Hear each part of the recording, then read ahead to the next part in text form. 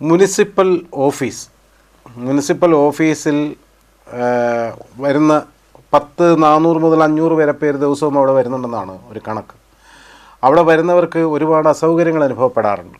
അതിൽ പ്രധാനപ്പെട്ട ഒന്നാണ് ഒരു ഇൻഫർമേഷൻ സെൻ്റർ ഇല്ല എന്നുള്ള. ഒരു ഇൻഫർമേഷൻ സെൻ്റർ ആ ഓഫീസിലില്ല. ആളുകൾക്ക് കാര്യങ്ങൾ എവിടെയാണ് എങ്ങനെയാണെന്ന് പറഞ്ഞു കൊടുക്കാനില്ല. പിന്നെ ഒരു വെബ്സൈറ്റ് ഉള്ളത് ഒരിക്കലും അപ്ഡേറ്റഡ് അല്ല. ഈ നഗരസഭയുടെ ഡീറ്റെയിൽസ് പോലും നമുക്കിപ്പോൾ എടുക്കാൻ കഴിയില്ല.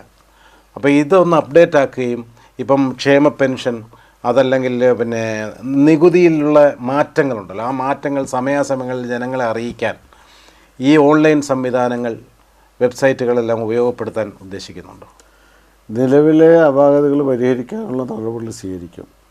ഇപ്പോൾ പെൻഷൻ ഉൾപ്പെടെയുള്ള നടപടികളെല്ലാം സോഫ്റ്റ്വെയറിലായത്, നികുതി ഉൾപ്പെടെയുള്ളതെല്ലാം സോഫ്റ്റ്വെയറിൽ ആയിട്ടുണ്ട്. ഈ സോഫ്റ്റ്വെയറിലായിട്ടും പലരുടെയും നമ്പർ മാറിയാണ് ടാക്സ് ചെല്ലുന്നത്. അത് പറഞ്ഞത് ശരിയാണ്. ആ വീഴ്ചകളെല്ലാം പരിഹരിക്കാനുള്ള നടപടി സ്വീകരിക്കും. ഒന്ന്, കായംകുളം നഗരസഭയിലെ ബഹുഭൂരിപക്ഷം ജീവനക്കാർക്കും ഗവൺമെൻറ്റിൻ്റെ പരിഷ്കാരം അനുസരിച്ചുള്ള ഈ സോഫ്റ്റ്വെയർ സംവിധാനമൊന്നും ഉപയോഗിച്ച് പരിചയമില്ലായിരുന്നു. ഞാനൊരു ഉദാഹരണം പറയാം. 2015 സസ്യമാർക്കറ്റ് കെട്ടിടത്തിൻ്റെ ഫസ്റ്റ് ടെൻഡർ ഞങ്ങൾ നടത്തുമ്പോൾ ആ ടെൻഡർ ഇമ്മച്ചുറായിപ്പോയി. കാരണം അന്നത്തെ മുനിസിപ്പൽ എഞ്ചിനീയർക്കും എയ്ക്കും ഈ ടെൻഡർ അറിയത്തില്ലായിരുന്നു. ഈ ടെൻഡർ അറിയാൻ മേലാത്ത ഒറ്റ കാരണത്താൽ ഇമ്മച്ചറായി. ഇല്ലെങ്കിൽ UDFൻ്റെ ഭരണസമയത്ത് തന്നെ നിർമ്മാണം ആരംഭിച്ചായിരുന്നു.